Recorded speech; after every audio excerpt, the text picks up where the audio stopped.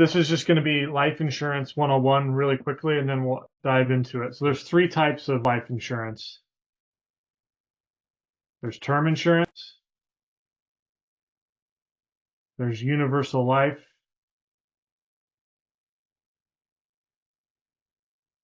and then there's whole life.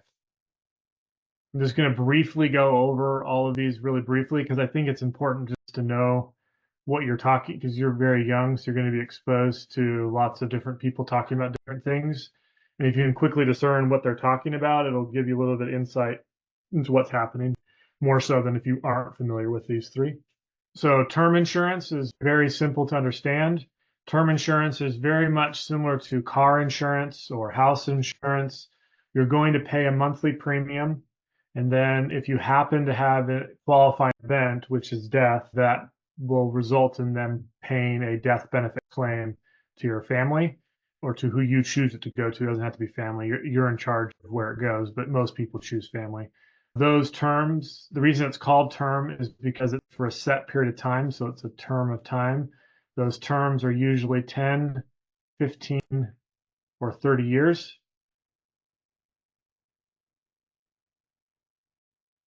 And they're usually relatively cheap. Like it's probably going to be somewhere for most people for $1 million of death benefit. For every $1 million of death benefit, it will be somewhere between $30 to $50 a month to pay for it. Inside of term insurance, there is no cash value accumulation. So you'll understand that term in a little bit more fully. And if you watch the videos, you'll understand it as well. But just know there is no cash value accumulation inside of term insurance. Any questions so far on term? A lot of people try and make it a competition between term, universal life, and whole life. Term insurance isn't bad. Just know what it is. It's the idea behind this is to protect your income potential over your lifetime. So if you happen to pass away early, the death benefit is replacing the income that you would have made had you been able to continue living. That's the idea behind term insurance. All in life insurance is that way, but specifically term insurance because it can actually help you do that in an affordable way. Okay, the next one I'm going to talk about is whole life because it's easier to talk about whole life and then go to universal third. Whole life insurance is a guaranteed product. There's two main things that are guaranteed. So number one, the premium is guaranteed, so it's not going to rise. And then number two, you're guaranteed growth inside of the policy, inside the cash value, which I'll explain in just a second.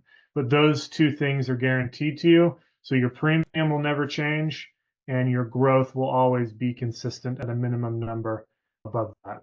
Whole life insurance, it doesn't matter when you pass away. You could be 99 and you'll get a death benefit. You could be 1 year removed from buying the policy and you'll get a death benefit. It doesn't matter. The component that's different than term insurance is that there is something called cash value. And the easiest picture I want you to use when thinking about cash value is just think of it as a bank account that's located at the life insurance company. So think savings account located at the life insurance company. So when I pay premium, some of those premium dollars are going to land inside of my savings account at the life insurance company, which is called cash value.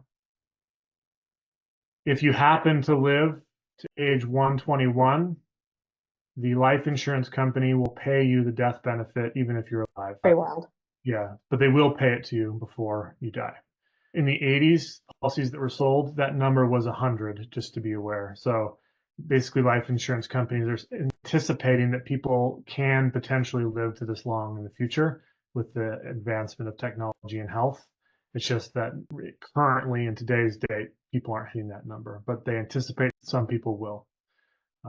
So any questions so far on whole life? Nope. Okay. Now is what has happened with universal life. Universal life was created in the 80s. There's different types of universal life, and I'll just go through the main ones that you're going to see in the marketplace. So number one is There's a variable universal life. Their short-term name is VUL. And then there's indexed universal life, and that is IUL. Universal life is a combination of whole life and term insurance. The reason it's a combination of whole life and term insurance is that it's the way that the insurance is billed is it's on a what's called a annual renewable term chassis. So what that means is you have a term policy that's giving you the cost of insurance, which means that when you're young, the cost is low, but as you age, the cost slowly goes up and up. And when you're in your 60s, 70s, 80s, the cost of insurance is extremely high. And it would have been as if you had bought a term policy when you're 80 years old, which would be extremely expensive because they have to pay out a death benefit for you. So the cost of insurance is very expensive. When I say that, does that make sense? Yeah. Okay. So low cost when you're young, high cost when you're old, and every year it just gets a little bit more expensive. And then, so it's a term policy, but then it also has a cash value component to it. So that's why it's a combination of whole life and universal life.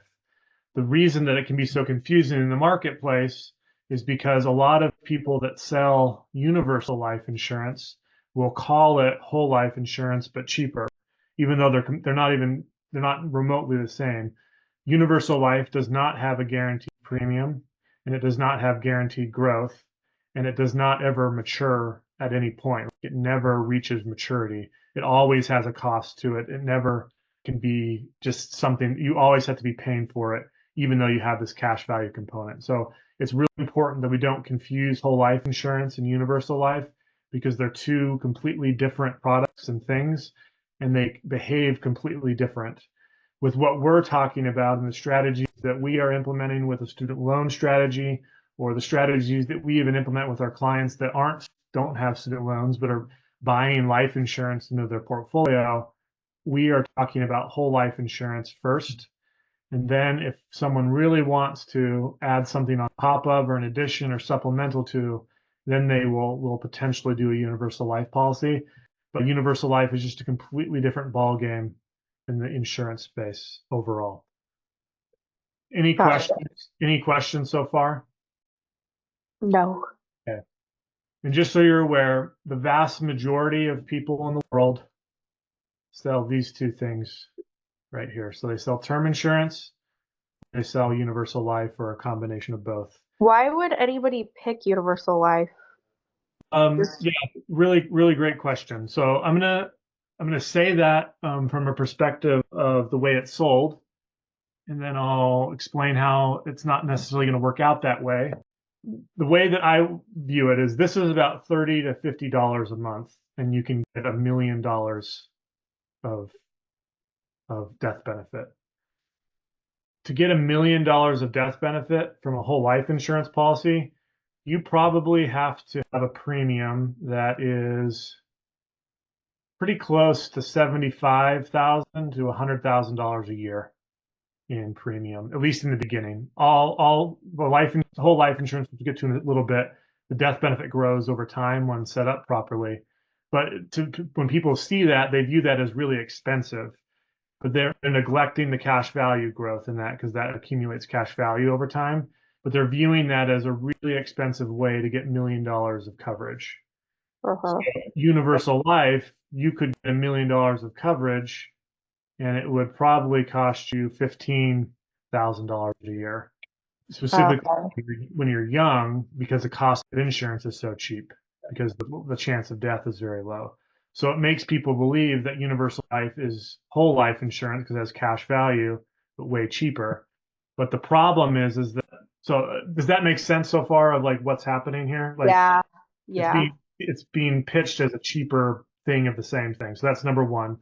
The other avenue that people are using this as when they sell universal life is they're using universal life as a retirement replacement vehicle. Like use universal life instead of invest in the stock market, or place all your money in universal life and it's going to perform better than invest in real estate or the stock market. So they're using it as a retirement income source. and they're using some numbers that don't play out very well.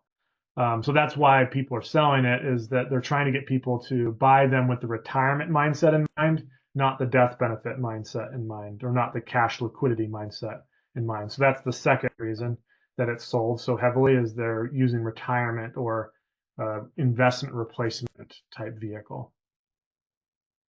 Does that make sense? Yeah. Whole life insurance, people will sell whole life insurance that way. I don't agree with that method, but some people do. But whole life insurance is less likely to be sold that way just because of the growth that happens in it. I'll explain that in just a second when we get farther on our call. But that's what's happening is universal life. Universal life is pitched that way. That's the way it's sold, as you can replace your retirement income with a universal life policy. Let me now explain like why it doesn't work. So inside a universal life, you have, this is the one that's sold most often, the IUL, Index Universal Life. They're telling you that if they're going to tie your policy, your cash value account, to an index. Are you familiar with the S&P 500 index? No. Okay, so there's an index in the stock market is a collaboration of companies that are all together, and they're going to produce a rate of return as a whole. And there's 500 companies in that group, and so they're doing their ROI is combined. So all of their performance is summed up into one number together. Does that make sense? Yeah. Okay. The companies that are in there, like Apple, Tesla, Microsoft, just America's largest companies, are in the S&P 500. So is what happens with universal life is they're going to use that index with your cash value, and they're going to run it alongside it. So the index is over here, and the cash value is here. They're going to take a portion of your index. They're going to buy what's called an option. That option is then going to buy an index, match the index. And then, so if the S&P 500 does 20% this year, we'll say, that will pay 20% into this account, and then they're going to fund that money into your cash value. So your cash value has some upside potential of pretty large. The problem is that they cap how much actually goes into your cash value, because the life insurance company needs to make money too. Otherwise, they can't function. So even though the index did 20, they usually will cap it between 8 to 10. So as what happens is 8 to 10 will go into your policy, your cash value, and the rest will go to the life insurance company.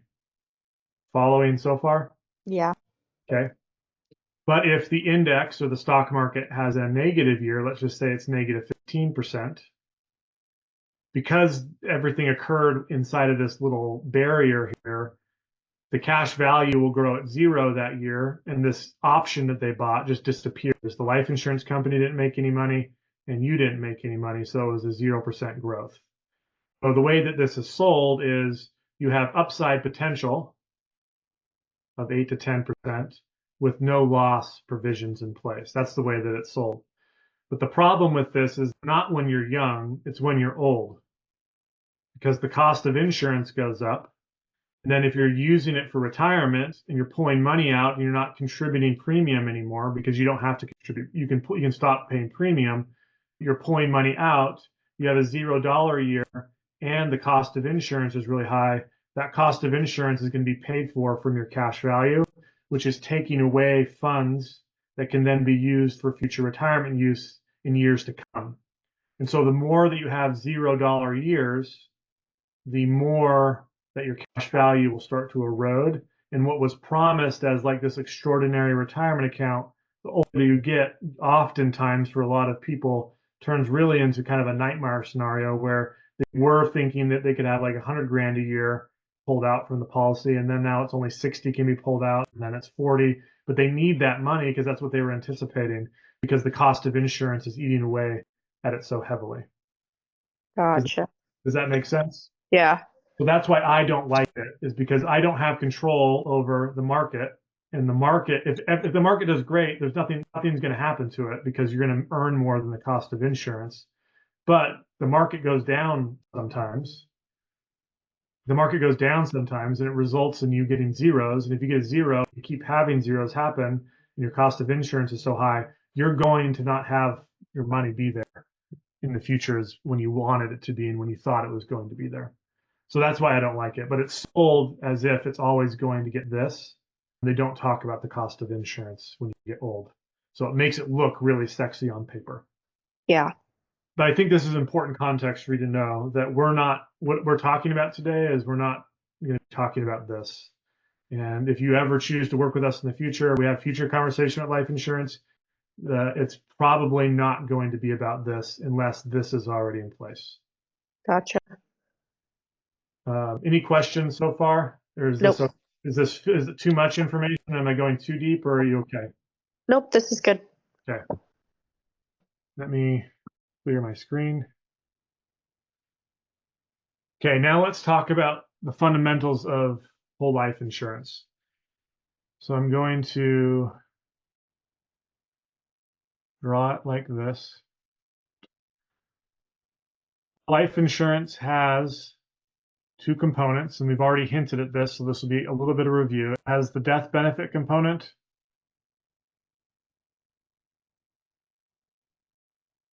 and it has the cash value component.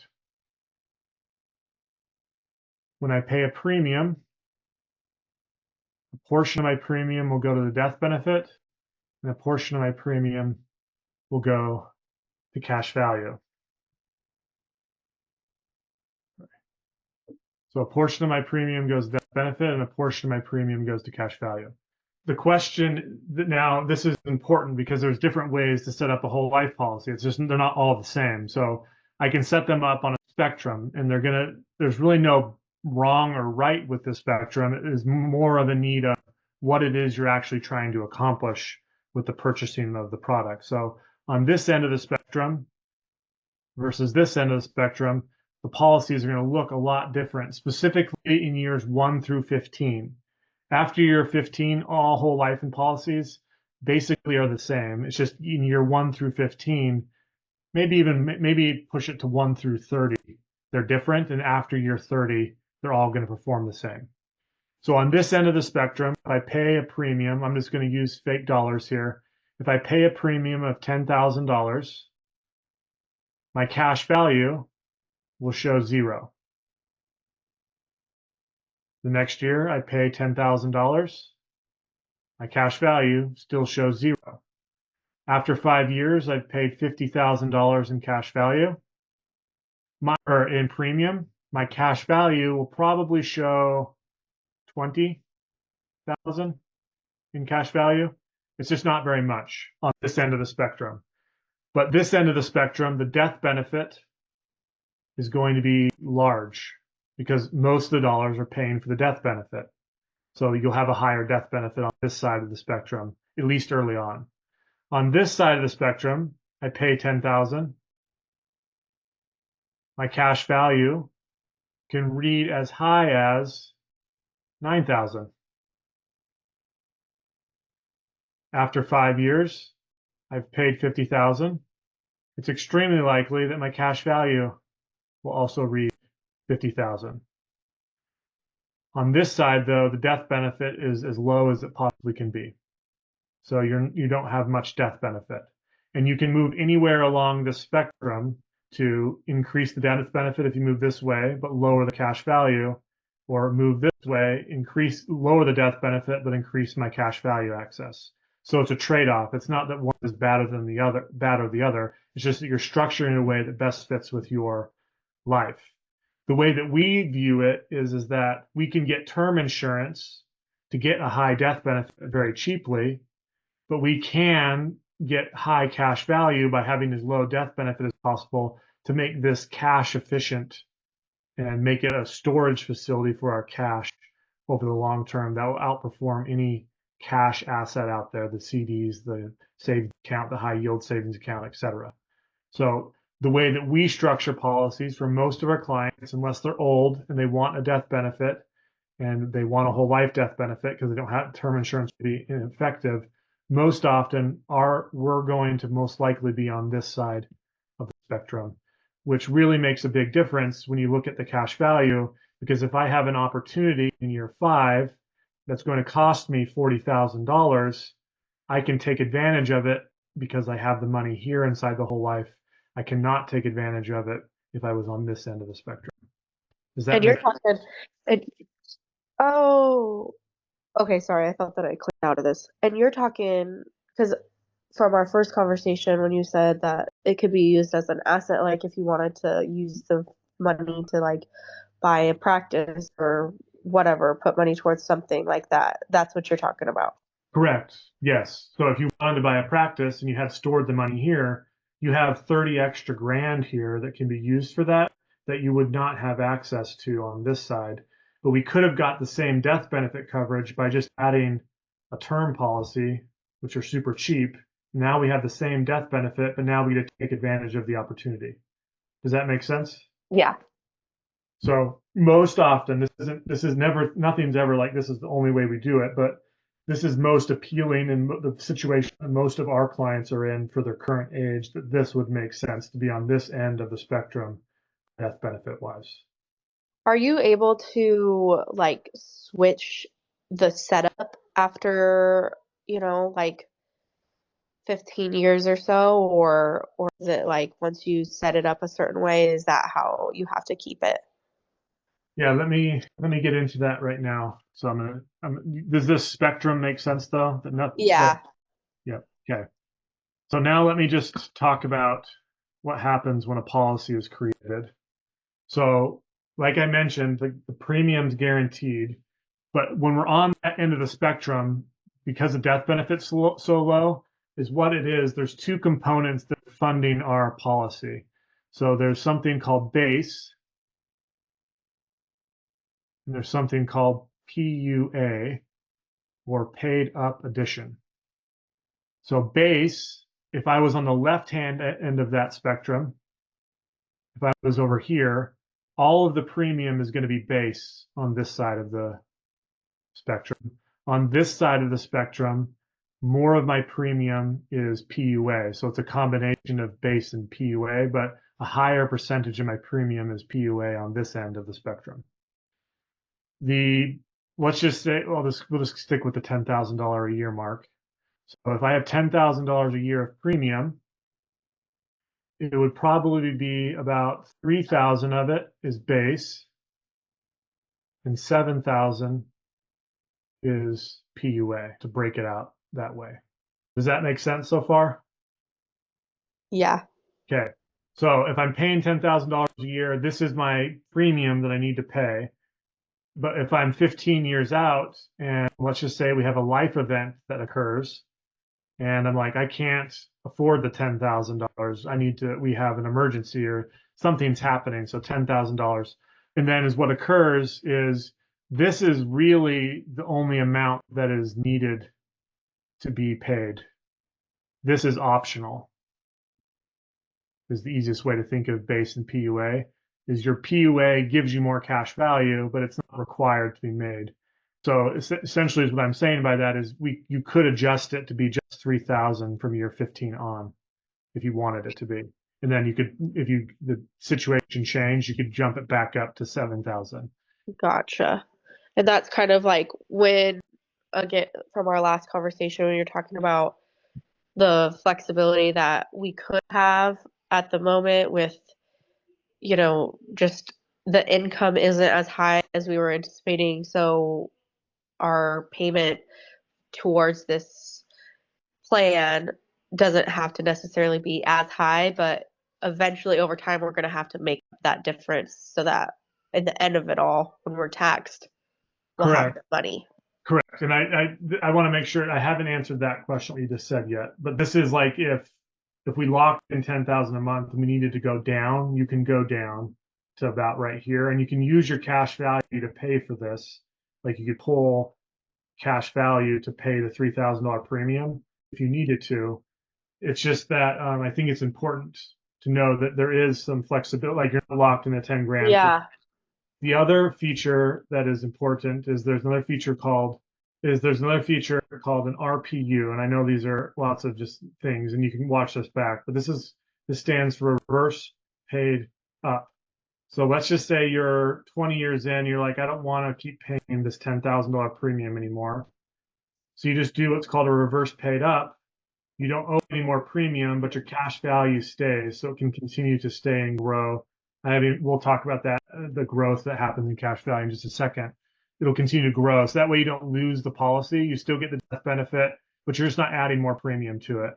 So you still have a death benefit, you still have cash value, but you've turned off premium forever. So that's also an option that gives you flexibility down the road. So it's good to know that you're not locked into this forever without having to cancel and lose money.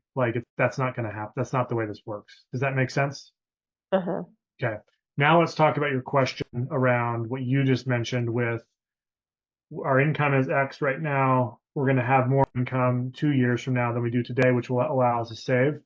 So the way that we do this is, or they're going to just do, I'm going to start with one scenario and then I'll say the other one. So usually how we do it is we do a whole life policy that's X amount of dollars, then we do a term policy that's X amount of dollars. And we move, let's just say we're 5 years into the future. 5 years in the future, our whole life policy, let's just say it's $500 a month for simplicity's sake. So we have a $500 a month policy of whole life that we're 5 years in the future on, and we have this term policy. But now we can save $2,000 a month, and now we can catch up a little bit. Is what will happen is all term policies that we create are called convertible. They're called convertible term policies. So I can convert a portion of my term, either all of or a portion of my term policy death benefit into a whole life policy. So if I do that in year 5, now all of a sudden in year 6, I have 2 whole life policies. I have one that was the original, $500 a month. And I have the next one, which is now $1,500 a month.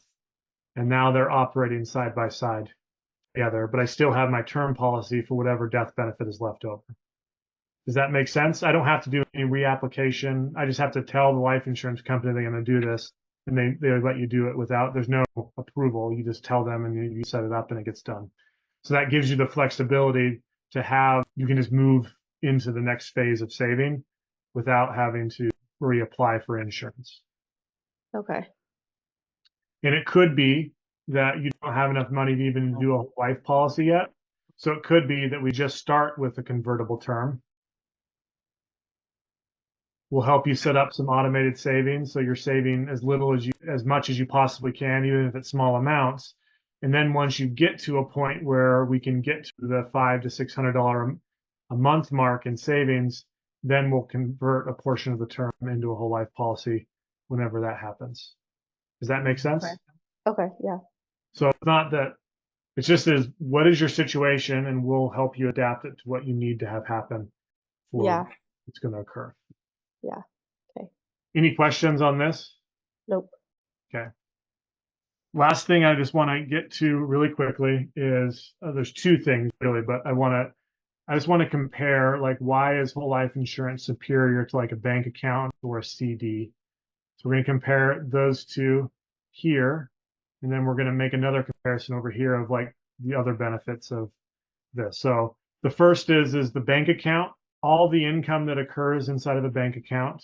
Well, so I guess the first thing I want to talk about is how much you're going to get paid in these. So these have variable interest rates.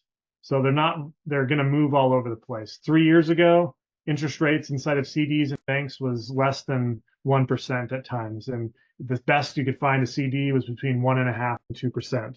So you have variable interest rates. So right now, because interest rates are higher, CDs, you can get them for 4 or 5, maybe 6%, but it wasn't that way for about 20 years. And so you can't anticipate it to always be that way going forward. So you don't know what the future is going to hold for the percentage. Versus inside of a whole life policy, you have the guaranteed growth at 3%. So you're always going to get 3% growth inside of your whole life policy. But then because we use mutual companies, are you familiar with that term in the form of business, what mutual means? No. Mutual, it's okay. Mutual in the form of business means that it's a private company.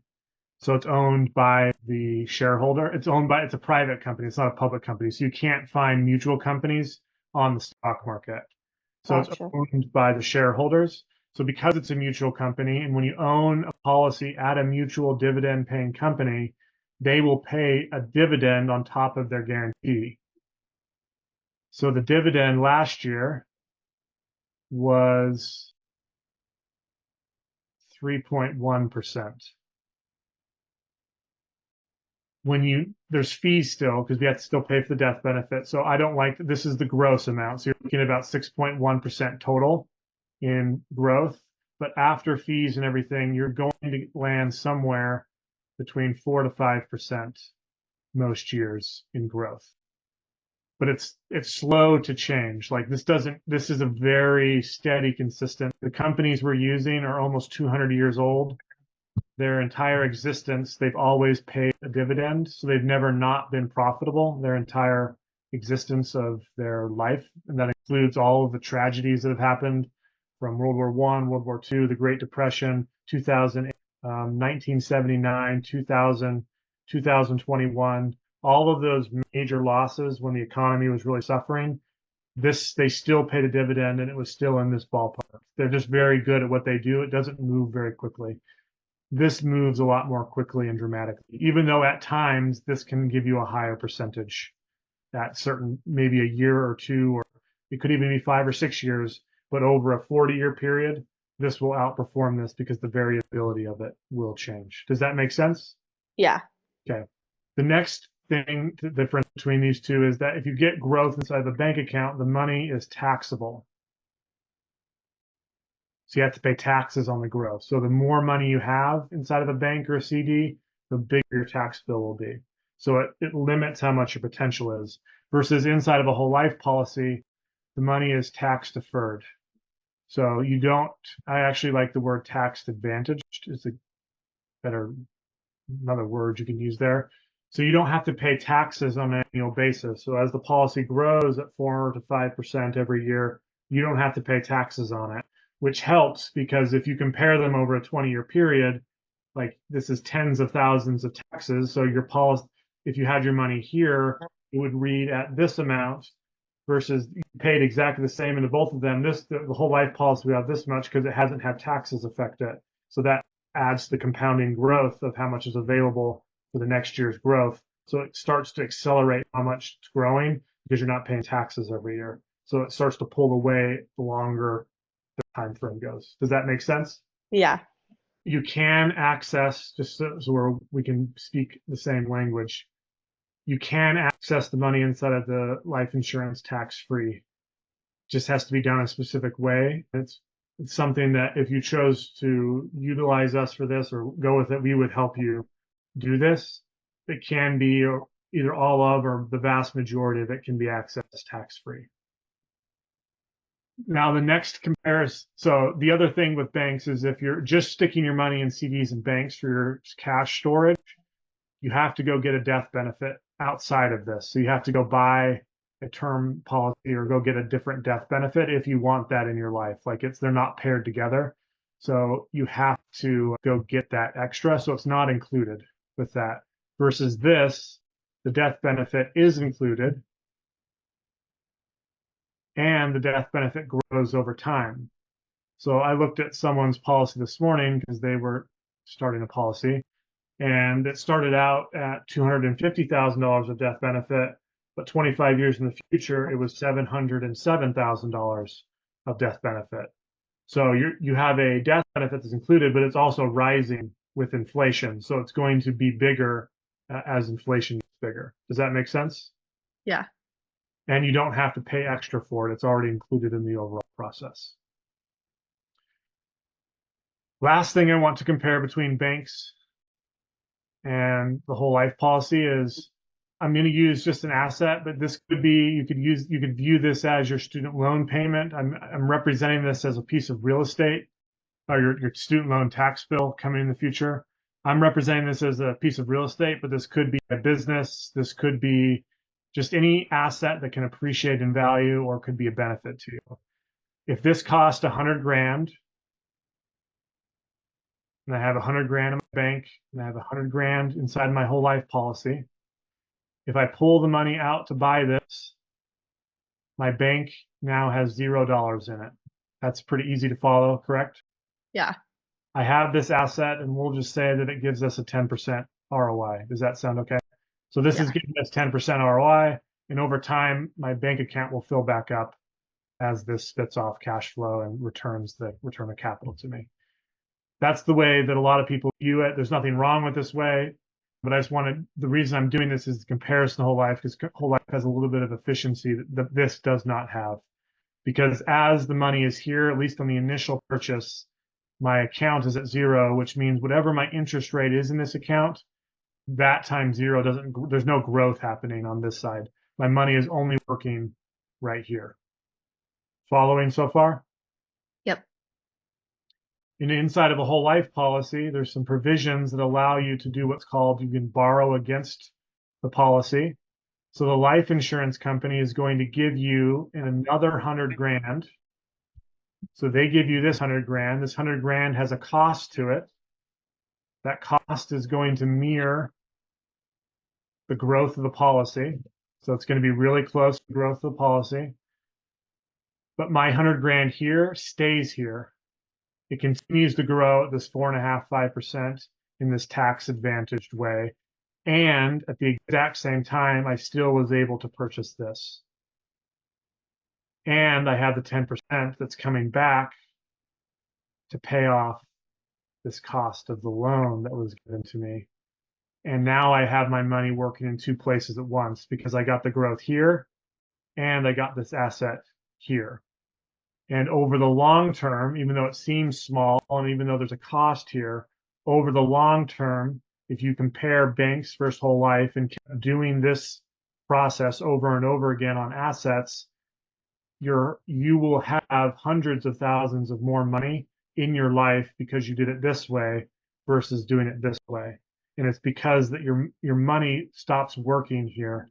And even though it seems small or it wasn't that long that it wasn't working, over the long time of compounding that this happens, it creates dramatic differences. Does that make sense? Yeah. So this could be paying off the student loans. This could be buying a business or a practice. This could be buying a piece of equipment in the practice, the chairs, the 3D printers, the surgical equipment, the lasers, dentists have so many different pieces of equipment. Whatever you like, you have a sense of like you can pay that and do it there because if the equipment loan person, let's draw a chair here. It's going to be a poorly drawn chair. But if the equipment loan person is going to charge you 15% interest on this to pay it, to buy it, and then they charge you 15%, you can just take a loan from your life insurance policy, which will be closer to this percentage, and your policy kept growing the whole time. And now you've got this chair, which allows you to see X amount more patients a year, but you did it a little bit more efficiently because you got to keep money growing and you got it at a cheaper percentage. So it gives you more flexibility to have this, and you won't be able to do that as efficiently inside of a bank. So I'm not saying don't use banks because you can't have every dollar in whole life. I'm just trying to highlight the difference of why whole life has value. Does that make sense? Yeah. Because you will hear people that will say don't use banks and just use your whole life policy. And I think that's a little extreme and over the top. But that philosophy does have value and it can make more efficient over the long term play. Okay. This was a pretty big crash course on whole life insurance.